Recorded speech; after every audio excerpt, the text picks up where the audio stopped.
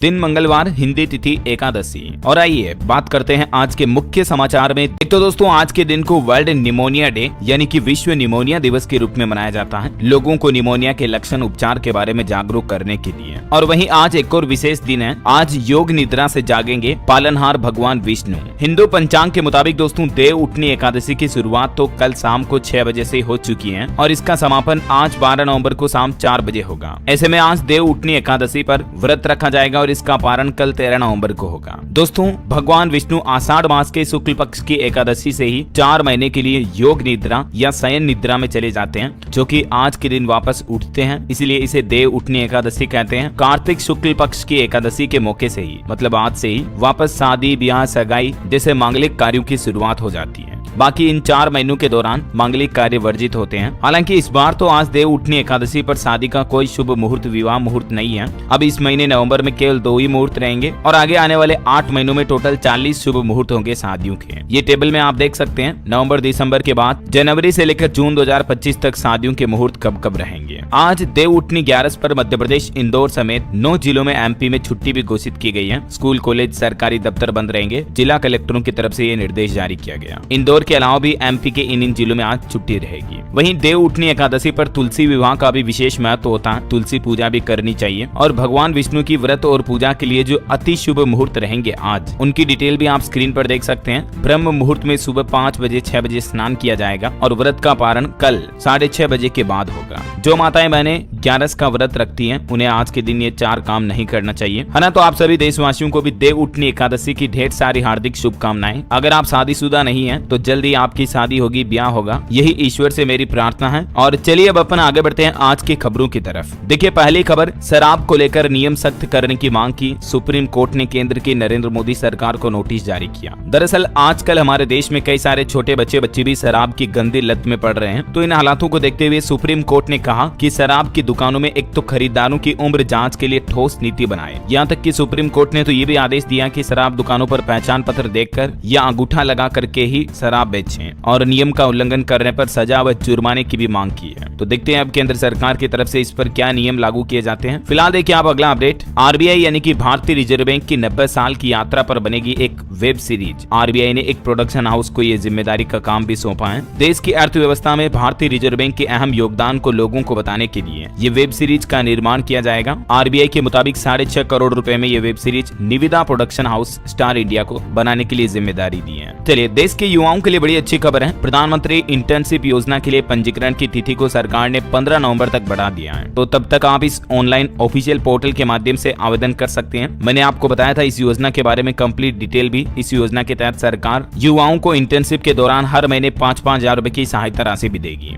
और भी इस योजना के बाबत ज्यादा जानकारी आप देख सकते हैं। तो अगर आप अभी तक भी आवेदन नहीं किए हो तो 15 नवंबर तक का मौका है, आप इस ऑनलाइन पोर्टल के माध्यम से आवेदन कर सकते हैं। चलिए अगली खबर देखिए, ईपीएफओ के तहत आने वाले एम्प्लॉय को मिलेगी खुशखबरी। न्यूनतम सैलरी में इजाफा यानी कि बढ़ोतरी हो सकती है, क्योंकि इस बारे में सरकार एक नया विचार कर रही है, नया प्लान भी बना रही है। और साथ ही ईपीएफओ के तहत आने वाली कंपनियों में भी कर्मचारियों की न्यूनतम सीमा को कम किया जा सकता है और कर्मचारियों की न्यूनतम सैलरी 15,000 रुपए हर महीने से बढ़ाकर 21,000 रुपए हर महीने की जा सकती है। क्योंकि इसे लेकर श्रम और रोजगार मंत्रालय में चर्चा चल रही है, नया प्रस्ताव तैयार किया जा रहा और इस नए प्रस्ताव में कर्मचारियों की संख्या भी घटाई जा सकती है। तो देखते हैं आगे इस पर जो भी अपडेट आता है मैं आपको बता दूंगा। फिलहाल तो सरकार का प्लान है 6,000 रुपए तक की सैलरी में बढ़ोतरी करने का। चलिए अगली खबर देखिए, भारत की सूर्या मिसाइल से अमेरिका और यूरोप को डरने की जरूरत है। एक पाकिस्तानी रक्षा विशेषज्ञ की तरफ से ये बड़ा दावा किया गया, क्योंकि दोस्तों भारत के पास वर्तमान में एक सबसे एडवांस मिसाइल अग्नि 5 है, जिसकी क्षमता 5500 से 6000 किलोमीटर तक मारक क्षमता है और ये पूरे एशिया के साथ ही यूरोप के हिस्सों को भी निशाना लगा सकती है।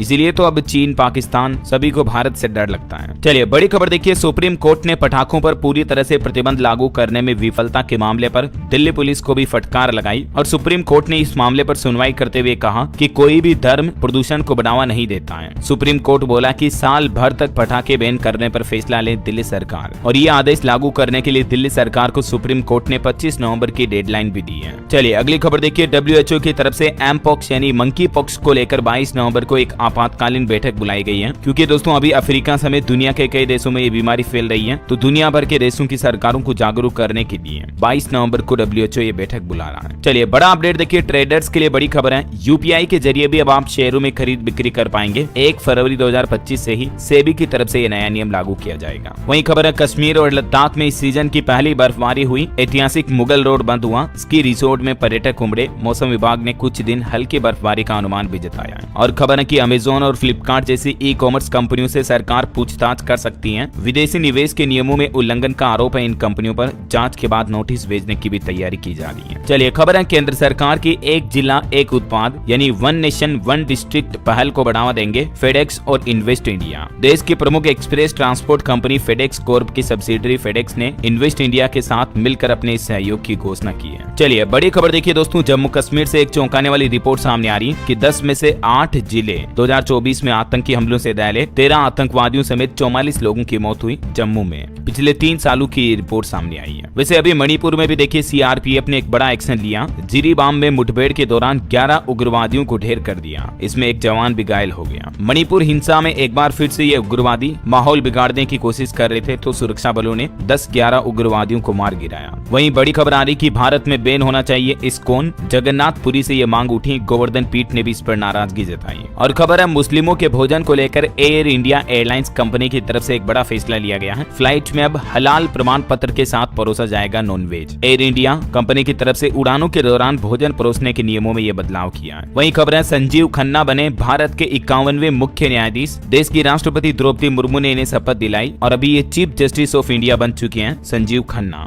हालांकि इनका कार्यकाल 6 महीने का ही होगा, लेकिन इस दौरान भी ये मैरिटल रेप समेत 5 बड़े मामलों की सुनवाई करेंगे। और बड़ी खबर देखिए सनातन बोर्ड के गठन की मांग के लिए दिल्ली में होगी धर्म संसद। धर्माचार्यों को पुजारी बनाने की भी मांग की गई। कथावाचक देवकी नंदन ठाकुर भी बोले कि सनातन बोर्ड के गठन के लिए 16 नवंबर को दिल्ली में धर्म संसद की बैठक होगी। अभी हाल ही में आपको पता होगा दोस्तों, बागेश्वर धाम के पंडित धीरेन्द्र कृष्ण शास्त्री ने भी कहा था कि या तो मुस्लिमों के वक्फ बोर्ड को भी खत्म किया जाए या हिंदुओं का भी इसी तरह का एक सनातन बोर्ड का गठन किया जाए। और धीरेन्द्र शास्त्री की इस मांग के बाद अब देश भर के धर्माचार्यों ने भी इनका समर्थन किया है। और सबसे बड़ा सवाल कि क्या वक्फ बोर्ड का जवाब सनातन बोर्ड से दिया जाएगा या वक्फ बोर्ड को ही खत्म कर दिया जाए? आपकी क्या राय है दोस्तों, इस पर कमेंट करके बताइएगा मुझे जरूर। फिलहाल देखिए बड़ी खबर दिल्ली के प्रदूषण पर एक चौंकाने वाली रिपोर्ट सामने आ रही कि दिल्ली का कचरे से बिजली बनाने वाला प्रोजेक्ट भी लोगों के स्वास्थ्य के लिए बड़ा हानिकारक साबित हो रहा है, क्योंकि इस प्रोजेक्ट से जो धुआं और केमिकल निकल रहा है इसकी वजह से 10 लाख से भी ज्यादा लोगों का दम घुट रहा है। और आजकल दिल्ली में अस्थमा और कैंसर के मरीज भी काफी ज्यादा बढ़ गए हैं। दिल्ली में रहने वाले लोगों को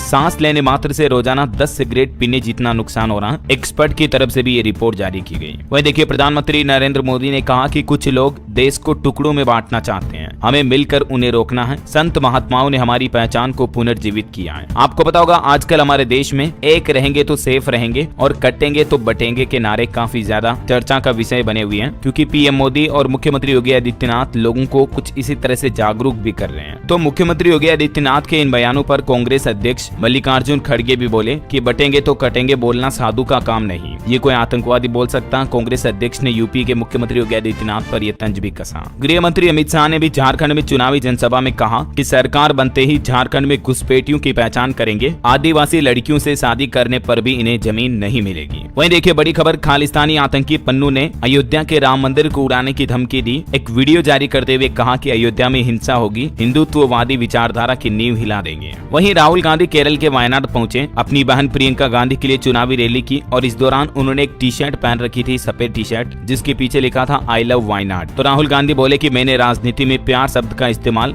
यहीं से शुरू किया। चलिए खबर है 11 साल बाद दूसरी बार बाबा आसाराम को मिली पैरोल। 30 दिन तक आयुर्वेदिक अस्पताल में अब इनका इलाज होगा। वहीं बैंक हॉलीडे पर बड़ी खबर आ रही दोस्तों, कुछ इलाकों में आज बैंक बंद रहेंगे। भारतीय रिजर्व बैंक आरबीआई की तरफ से छुट्टी की घोषणा की गई। आरबीआई द्वारा जारी बैंक हॉलीडे के कैलेंडर के मुताबिक आज 12 नवंबर 2024 को उत्तराखंड राज्य के सभी सरकारी और प्राइवेट बैंकों में छुट्टी रहेगी। इसके पीछे कारण है इगास और बग्वाल जैसे पर्व मनाए जा रहे हैं। यही वजह है कि उत्तराखंड में आज बैंक हॉलीडे रहेगा। चलिए अगली खबर देखिए, अमेरिकी चुनाव में डोनाल्ड ट्रंप की जीत पर हमारे विदेश मंत्री एस जयशंकर ने क्या बोला। उन्होंने कहा कि राष्ट्रपति चुनाव के बाद अमेरिका से दुनिया के कई देश घबराए हुए हैं, खास करके चीन, पाकिस्तान जो भारत के दुश्मन देश हैं, वो अब ज्यादा घबराए हुए हैं। लेकिन ट्रंप की जीत से भारत चिंतित बिल्कुल भी नहीं है। उन्होंने कहा कि मोदी के ओबामा, बाइडेन और डोनाल्ड से व्यक्तिगत संबंध है और इससे भारत को मदद भी मिलती है। सब्सक्राइब करके बेल आइकन दबा दीजिएगा और इस वीडियो पर एक छोटा सा प्यार भरा लाइक और शेयर कर देना। क्या आगामी दिनों में इन 6 राज्यों राज्यों में बारिश की चेतावनी है। मौसम विभाग का कहना है कि 15 नवंबर तक तमिलनाडु, पुडुचेरी, कराईकल, तटीय आंध्र प्रदेश, यनम और रायलसीमा के कुछ स्थानों पर हल्की से मध्यम बारिश हो सकती है। और भी अगले 24 घंटों के दौरान जम्मू कश्मीर, हिमाचल प्रदेश वाले कुछ ऊंचाई क्षेत्रों में हल्की बर्फबारी की भी संभावना है। और चलिए मौसम के बाद सोना चांदी के भाव पर नजर डालें दोस्तों, तो आजकल सोना चांदी की कीमतों में गिरावट देखने को मिली है। जब से अमेरिका के चुनावी नतीजे आए, डोनाल्ड ट्रंप की जीत हुई, उसके बाद गोल्ड मार्केट का रुझान कुछ बदला है। देखिए आप बीते दिन भी सोना 350 रुपए गिर कर अभी 77,027 रुपए प्रति 10 ग्राम पर पहुंच गया है, जबकि चांदी 297 रुपए सस्ती होकर 90,833 रुपए प्रति किलो पर बिक रही है। तो अगर आप भी सोना खरीदना चाहते हैं तो ये सुनहरा मौका हो सकता है, क्योंकि कुछ दिनों बाद सोने के दाम फिर से बढ़ सकते हैं दोस्तों। अभी दिवाली धनतेरस पर तो आपको पता होगा चांदी 1 लाख के पार पहुंच गई थी, सोना भी कितना ज्यादा महंगा हो गया था। तो अभी अच्छी खासी गिरावट आई हुई है। और अब आज देव उठनी एकादशी से ही तो फिर शादियों के सीजन भी शुरू हो जाएंगे, तो सोने की मांग फिर से बढ़ेगी, तो मांग बढ़ने की वजह से रेटें फिर से बढ़ सकती हैं।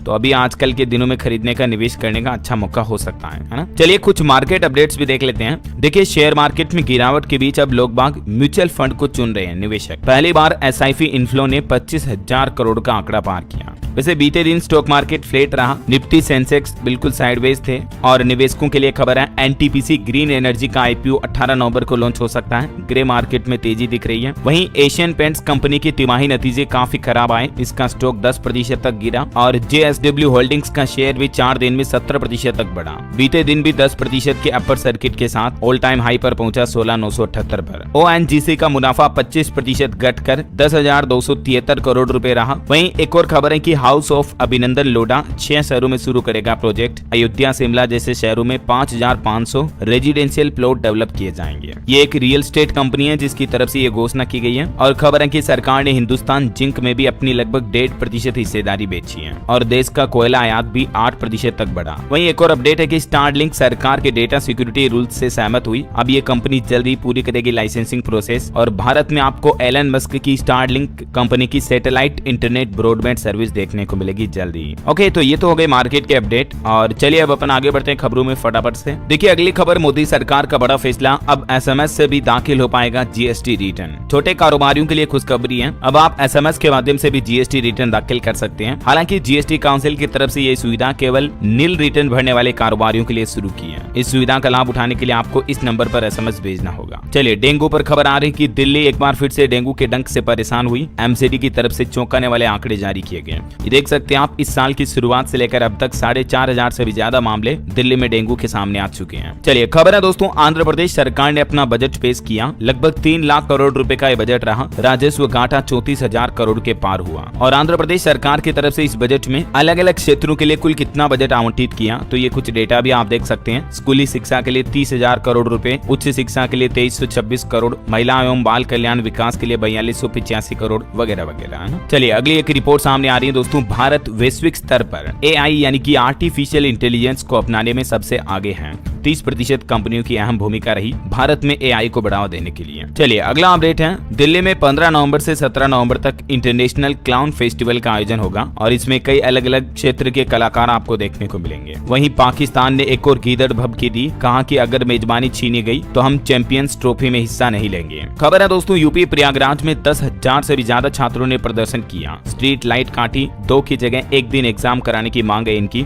UPPSC ने कहा कि कुछ लोग इन स्टूडेंट को बरगला रहे हैं, उकसा रहे हैं। और वहीं कुछ भ्रष्टाचार के बड़े खुलासे देखिए आप, हरियाणा में सरकारी खजाने से हो रहा मंत्रियों के वेतन और भत्तों पर इनकम टैक्स का भुगतान। एक RTI रिपोर्ट से यह बड़ा खुलासा हुआ है। विधानसभा सचिवालय की तरफ से ये जानकारी दी गई। और उत्तर प्रदेश से भी एक बड़ा खुलासा सामने आया, अफसरों का 10% कमीशन फिक्स है। पत्नी और बेटे के अकाउंट में रिश्वत मंगवाई जाती है। LIC की किस्तें भी भरवाई। बाबू की डायरी में कई काले सच खुलासे हुए हैं। यूपी में जिला मुख्यालय से लेकर लखनऊ तक के अफसर 10% रिश्वत से मैनेज होते हैं। दैनिक भास्कर की तरफ से एक स्टिंग ऑपरेशन किया गया और इस इन्वेस्टिगेशन में कुछ बड़ा खुलासा सामने आया है। ये देख सकते हैं कई सारे ऐसे किरदार जिनको कुछ को तो निलंबित भी कर दिया है, जो रिश्वत मामलों में सामने आ चुके हैं। ये उनके अकाउंट स्टेटमेंट के भी डेटा रहे हैं। चलिए अगला अपडेट देखिए, आजकल रूसी उप प्रधानमंत्री डेनिस मंटूरोव भारत दौरे पर हैं। इन्होंने यहाँ PM मोदी से भी मुलाकात की और इस मुलाकात में भारत रूस के बीच व्यापार और ऊर्जा जैसे कई अहम मुद्दों पर चर्चा हुई। एक बड़ा डिफेंस से जुड़ा समझौता भी हुआ। भारत रूस के बीच पांचेर एयर डिफेंस सिस्टम के लिए समझौता हुआ है। इस इसका ट्रैकिंग सिस्टम हवा में 36 किलोमीटर दूर का भी टारगेट ट्रैक करने में सक्षम है। तो भारत के एयर डिफेंस सिस्टम को और मजबूत बनाने के लिए भारत डायनामिक्स लिमिटेड BDL ने रूस के साथ ये नई डील की है। मतलब रूस से ये एडवांस डिफेंस हथियार भारत खरीदेगा, है ना। विदेश मंत्री एस जयशंकर भी बोले कि भारत और रूस की साझेदारी दुनिया के लिए बेहतर साबित होगी। मुंबई में विदेश मंत्री ने ये बात कही। भारत रूस व्यापार मंच पर भी विदेश मंत्री जयशंकर ने कहा कि हमारा दृष्टिकोण लेन देन वाला नहीं है, बल्कि इसका उद्देश्य लंबी साझेदारी बनाना है। चलिए अगली खबर देखिए। उत्तर प्रदेश के मुख्यमंत्री योगी आदित्यनाथ भी झारखंड में जनसभा करने पहुंचे और बोले कि भाजपा मतलब विकास और सुरक्षा।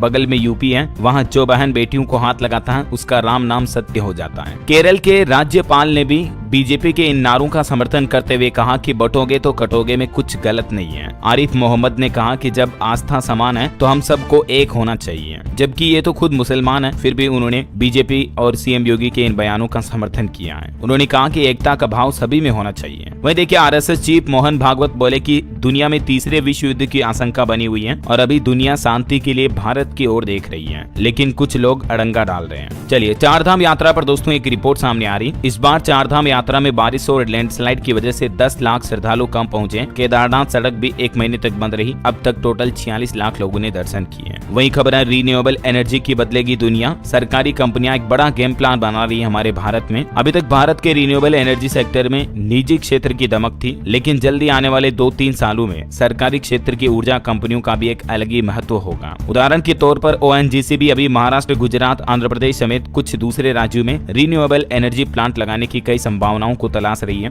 तो जल्दी दोस्तों आपको सरकारी कंपनियों के भी सोलर प्लांट प्रोजेक्ट वगैरह देखने को मिलेंगे, है ना। 2030 तक के लिए सरकार ने ये लक्ष्य तय किया है। चलिए अगला अपडेट हम जम्मू से सरकार चलाएंगे अमर अब्दुल्ला। 6 साल बाद यहाँ के सचिवालय में बैठे सीएम। जम्मू कश्मीर के मुख्यमंत्री अमर अब्दुल्ला अब जम्मू सचिवालय पहुंच गए हैं और यहीं से गवर्नमेंट को ऑर्गेनाइज करेंगे। चलिए अगला अपडेट देखिए। भारतीय रिजर्व बैंक RBI की तरफ से एक बड़ा फैसला लिया गया। FPI सूचीबद्ध कंपनी में ऐसे रख सकेंगे 10% से ज्यादा की हिस्सेदारी। RBI इसको लेकर एक नया फ्रेमवर्क लेकर आया। बोले तो नए नियम लागू किए RBI ने कंपनियों को लेकर। अब किसी कंपनी में निर्धारित 10% की सीमा से अधिक निवेश करने वाले विदेशी पोर्टफोलियो निवेशक यानी FPI के पास अपनी हिस्सेदारी बेचने या ऐसी हिस्सेदारी को प्रत्यक्ष विदेशी निवेश FDI के रूप में पुनर्वर्गीकृत करने का विकल्प होगा। चलिए अगला अपडेट है। उत्तर प्रदेश में स्थगित हुई बेसिक शिक्षकों के समायोजन की आगे की प्रक्रिया। हाईकोर्ट के आदेश के बाद अब बदल जाएगा ये नियम। वहीं खबर है केंद्र सरकार ने 65 लाख से भी ज्यादा पेंशनरों को बड़ी राहत दी है। अब 21 दिन में निपटेगा केस। क्षेत्राधिकार न हो तो भी सुनी जाएगी शिकायत। दरअसल बात कुछ यूं दोस्तों की कई बार पेंशनरों की समस्याएं सुनते नहीं है और उन्हें सरकारी कार्यालयों के चक्कर काटना पड़ता है। लेकिन अब चक्कर नहीं लगाने पड़ेंगे क्योंकि केंद्र सरकार ने लाखों पेंशनरों के लिए खुशखबरी दी है। मतलब रिटायरमेंट के बाद अगर बुजुर्गों को पेंशन को लेकर कोई दिक्कत आती है ना, तो उनके निपटारे में अब लंबा वक्त नहीं लगेगा,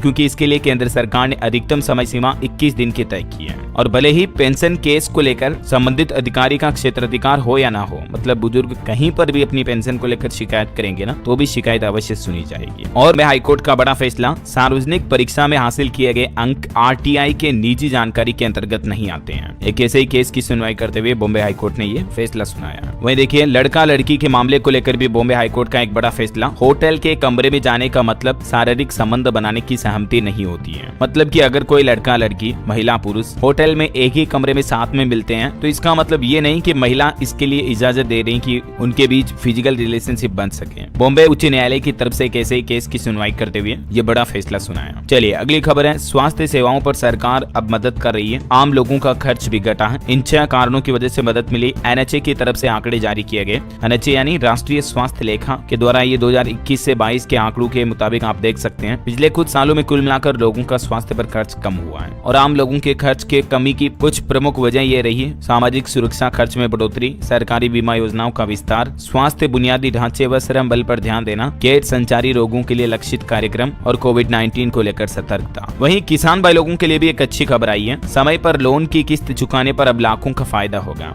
राजस्थान सरकार की तरफ से ये घोषणा की गई है। पहली बार लॉन्ग टर्म एग्री लोन का समय पर चुकता करने पर किसानों को 7% ब्याज पर अनुदान दिया जाएगा, यानी सीधी छूट मिलेगी राजस्थान सरकार की तरफ से, है ना। वहीं निवेश पर एक अपडेट आ रहा। वित्तीय स्थितियों पर परिवार से भी बात करना जरूरी होती है और इस चर्चा में महिलाओं और बच्चों को भी शामिल करें। हालिया एक साइंस रिसर्च के मुताबिक अगर आपके घर परिवार में फाइनेंशियली दिक्कत चल रही है तो आपको अपने परिवार के सभी मेंबर, सभी सदस्यों के साथ इस बात को लेकर चर्चा करनी चाहिए। ऐसा चलिए अगली खबर देखिए। यूरोपीय देशों को पेट्रोलियम निर्यात में 58% की बढ़ोतरी हुई। 31 अरब डॉलर का हो सकता है रसायन निर्यात भी है। रूस यूक्रेन युद्ध के बीच भारत रूसी कच्चे तेल का दूसरा सबसे बड़ा खरीदार बन चुका है। इसी बीच कई पेट्रोलियम पदार्थ और केमिकल पदार्थों का निर्यात भी कर रहा भारत अभी। वहीं इनकम टैक्स पर भी एक रिपोर्ट देखिए। देश में करोड़पति करदाताओं की संख्या 2.25 लाख के पार पहुंची है। वेतन बोनस में भी बढ़ोतरी से इनकम टैक्स पेयर्स की संख्या में ये बढ़ोतरी हुई है। चलिए अगली खबर है। ट्रंप भारत में बढ़ाएंगे एप्पल कंपनी की ताकत। 2.5 लाख करोड़ रुपए का मामला है। दरअसल अगर अमेरिका चीनी इंपोर्ट पर टैरिफ लगाता है तो एप्पल कंपनी भारत में अपने आईफोन का उत्पादन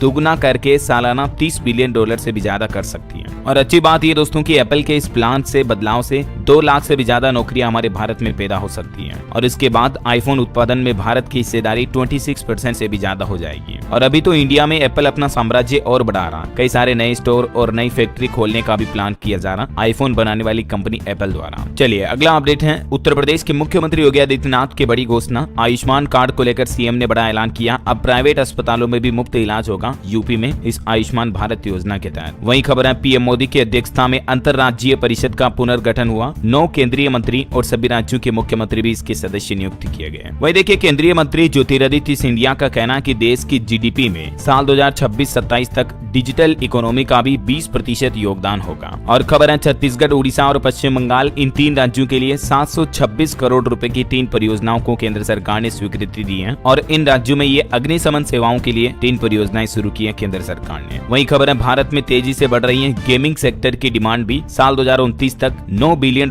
तक गेमिंग इंडस्ट्री के पहुंचने की उम्मीद है। वहीं खबर देखिए देश के उपराष्ट्रपति जगदीप धनखड़ आज मंगलवार को पंजाब का दौरा करेंगे और केंद्रीय मंत्री धर्मेंद्र प्रधान भी मंगलवार को राज्यों के सचिवों के साथ उच्च और तकनीकी शिक्षा पर 2 दिवसीय राष्ट्रीय कार्यशाला का उद्घाटन भी करेंगे। और खेल जगत से जुड़ी खबर है। महिला एशियाई हॉकी चैंपियंस ट्रॉफी में भारत ने मलेशिया को 4-0 से हराया। देश के सर्वोच्च न्यायालय सुप्रीम कोर्ट का कहना है कि स्वास्थ्य का अधिकार नागरिकों का बुनियादी अधिकार है। एक ऐसे ही केस की सुनवाई करते हुए सुप्रीम कोर्ट ने हेल्थ राइट्स को यह प्राथमिकता दी। चलिए खबर है देश की राष्ट्रपति द्रौपदी मुर्मू आज मंगलवार से दादरा और नगर हवेली तथा दमन और दीव की 3 दिवसीय यात्रा करेगी। वहीं देखिए रक्षा अंतरिक्ष एजेंसी का पहला अंतरिक्ष अभ्यास 2024 नई दिल्ली में शुरू हुआ। आधार कार्ड को लेकर एक अपडेट आ रहा दोस्तों। 14 दिसंबर से पहले आधार कार्ड अपडेशन का काम निपटा लें, वरना फिर हो सकता है कि आपको दिक्कत हो सकती है। अगर आपका भी आधार कार्ड 10 साल से ज्यादा पुराना हो चुका है और अभी तक भी आपने उसमें कुछ भी अपडेट नहीं करवाया है तो 14 दिसंबर से पहले अपडेट करवा लें। आप ऑनलाइन इस myaadhar.gov.in पोर्टल के माध्यम से भी करवा सकते हैं। ये बिल्कुल फ्री रहेगा 14 दिसंबर तक, ठीक है ना। वहीं महंगाई पर बड़ी खबर देखिए। 5 साल के रिकॉर्ड ऊंचाई पर पहुंचे प्याज के दाम। दिल्ली, मुंबई समेत कई शहरों में 80 रुपए प्रति किलो का भाव चल रहा है अभी।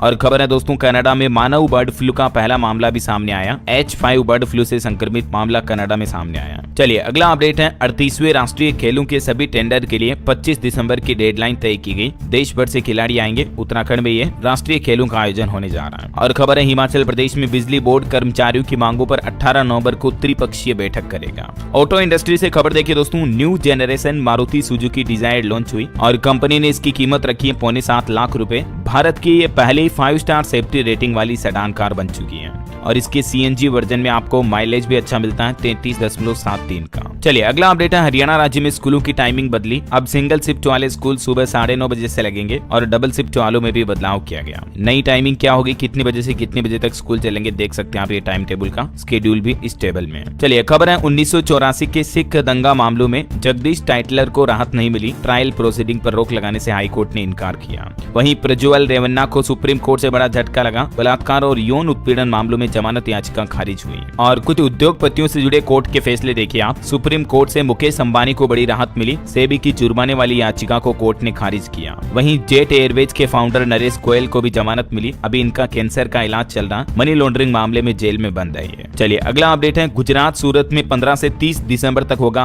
बीच फेस्टिवल का आयोजन। पिछले साल हुए सुवाली बीच फेस्टिवल में 2 दिन में ही 80 लाख लोग पहुंचे थे। कुछ और स्टेट न्यूज अपडेट देखते हैं दोस्तों फटाफट से। देखिए आप राजस्थान के रणथंभौर में 10 साल में 29 टाइगर गायब हुए। अब T86 बाघ की मौत के बाद जागा प्रशासन विभाग। और खबर है मध्य प्रदेश के संभाग जिलों का नक्शा बदलेगा। निमाड़ को नया संभाग मिला। 3 नए जिले बनाने की भी तैयारी कर रही है एमपी सरकार। वहीं खबर है गोवर्धन गोवर्धन जैविक उर्वरक योजना के जरिए किसानों को मिलेंगे 10-10 हजार रूपए। एक पंचायत समिति से 50 किसानों को अनुदान मिलेगा। राजस्थान राज्य सरकार की तरफ से पशुओं के गोबर से जैविक खाद बनाने और उसका इस्तेमाल करने वाले किसानों के लिए ये नई गोवर्धन जैविक उर्वरक योजना शुरू की गई है और इसके तहत राजस्थान सरकार किसानों को 10,000 की प्रोत्साहन राशि भी देगी। किसान भाइयों को इस योजना का फायदा आप अपने नजदीकी कृषि केंद्र जाकर या पंचायत समिति में जाकर के भी ले सकते हैं। वैसे किसानों की बात हो ही रही तो एक और अपडेट देखिए आप। किसानों को फ्री लोन मिलेगा, महिलाओं को 33% आरक्षण मिलेगा, 1932 के खतियान पर तय होगी स्थानीयता भी।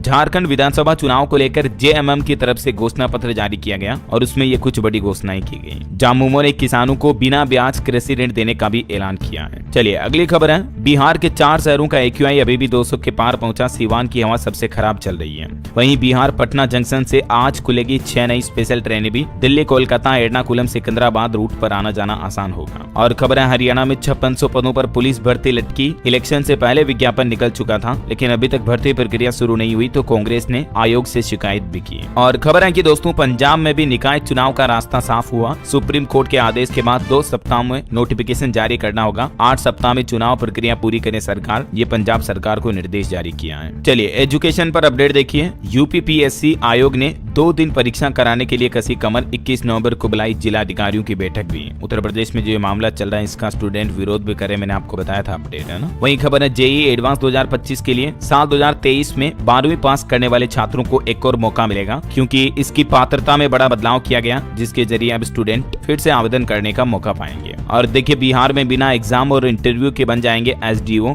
DSP। बस ये काम करना होगा। मेडल लाओ नौकरी पाओ योजना बिहार सरकार ने शुरू की है और इसके तहत अब 342 खिलाड़ियों को परीक्षा और इंटरव्यू के बगैर सरकारी नौकरी मिली है। तो बिहार सरकार खिलाड़ियों को ये उच्च दर्जे की नौकरी भी दे रही है, अच्छी बात है। वही देखिए बिहार में प्रसव के बाद माताओं की मौत की सूचना देने पर भी अब नीतीश सरकार 1-1 हजार रूपए देगी। आपको इस टोल फ्री नंबर पर कॉल करके सूचना देनी है। टोल फ्री नंबर है 104। इस पर मातृ मृत्यु की सूचना करनी है। बिहार सरकार का प्लान है मातृ मृत्यु दर और शिशु मृत्यु दर में कमी लाने के लिए यह नया जागरूकता अभियान शुरू किया है। चलिए अंतर्राष्ट्रीय न्यूज पर बड़ी खबर है। पावर में आते ही रूस यूक्रेन युद्ध में कूदे ट्रंप। पुतिन को फोन मिलाकर क्या क्या कहा। बात कुछ यूं है कि कल से सोशल मीडिया पर ये काफी बातें फैलाई जा रही कि क्या डोनाल्ड ट्रंप ने रूस के राष्ट्रपति व्लादिमीर पुतिन से फोन पर बातचीत की, क्योंकि अमेरिकी मीडिया ने भी यह दावा किया था जिसमें कहा कि ट्रंप ने पुतिन से बात की और यूक्रेन में जंग न बढ़ाने को कहा। लेकिन रूस का कहना है कि अभी तक हमारे बीच ऐसी कोई बातचीत नहीं हुई है। वहीं अंतर्राष्ट्रीय न्यूज पर एक और खबर है। शिगेरू इशिबा फिर चुने गए जापान के प्रधानमंत्री। विपक्षी नेता योशिहिको को 221-160 से हराया। और खबर है इजराइल ने एक बार फिर से हिजबुल्लाह के कमांडर सलीम को सीरिया में ढेर किया। सलीम ने 20 साल पहले लेबनान के प्रधानमंत्री को 3000 किलो का बम ब्लास्ट कर मारा था तो उसका बदला इजराइल ने ले लिया। चलिए अगली खबर देखिए। अब घर बैठे आप पोस्ट कर सकेंगे। भारतीय डाक बिजनेस पोस्ट सेंटर से ग्राहकों के लिए मुफ्त पिकअप गाड़ी की सेवा शुरू की गई है। राजस्थान जोधपुर परिमंडल में ये नई सुविधा शुरू हुई है। वही खबर है दोस्तों, आप दिल्ली मेट्रो की ऐप से डायरेक्ट बुक कर सकेंगे बाइक टैक्सी भी। DMRC ने लॉन्च किया शी राइड्स और राइडर नाम से नया मोबाइल ऐप भी। ये नए फंक्शन जोड़े हैं इसमें। और खबर है उत्तर प्रदेश में अब बनेंगे चिप वाले जूते। पहनने वाले की लोकेशन का पता चल पाएगा। मोबाइल और लैपटॉप से भी इसे कनेक्ट कर सकेंगे। यूपी आगरा में आर्टिफिशियल इंटेलिजेंस से जुड़े ये नए जूते वैज्ञानिकों ने विकसित किए हैं अपराधियों को पकड़ने के लिए। और यूपी आगरा में ही देखिए देश का पहला C295 सिमुलेटर भी लॉन्च हुआ, जहां पायलटों को मिलेगी युद्ध आपदा प्रबंधन की रियल टाइम ट्रेनिंग। और बड़ी खबर है, अब प्राकृतिक आपदा से पहले से ही आपको अलर्ट मिल जाएगा। अमेरिकी अंतरिक्ष एजेंसी नासा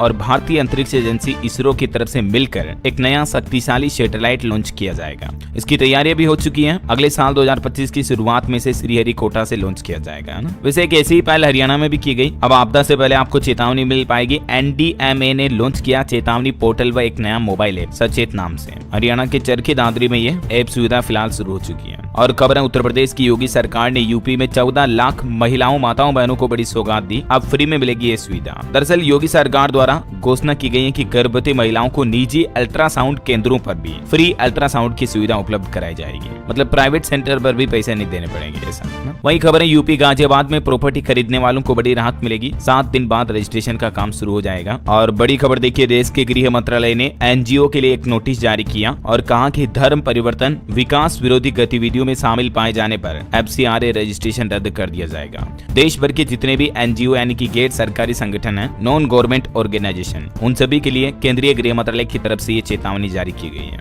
ओके, और अंत में दोस्तों आज के राशिफल पर नजर डाल लेते हैं। देखिए, सिंह राशि के लोगों को नए अवसर मिल सकते हैं। कुंभ राशि के लोग दूसरों की गलतियां माफ करके आगे बढ़े तो लाभ मिलेगा। और वृश्चिक राशि वालों को भी रुका पैसा मिल सकता है। धनु राशि वालों को भी उपलब्धियां मिलने के योग है। मकर राशि वालों को भी अचानक फायदा हो सकता है। और भी कुछ अलग अलग राशियों का राशिफल आप देख सकते हैं स्क्रीन पर। और हाँ दोस्तों, आप मुझे कमेंट करके बताइए कि अभी भारत में सबसे कम जिलों वाला राज्य कौन सा है। किसी एक राज्य का नाम बताइए जिसमें सबसे कम डिस्ट्रिक्ट है। सही जवाब देने वाले लोगों को रैंडमली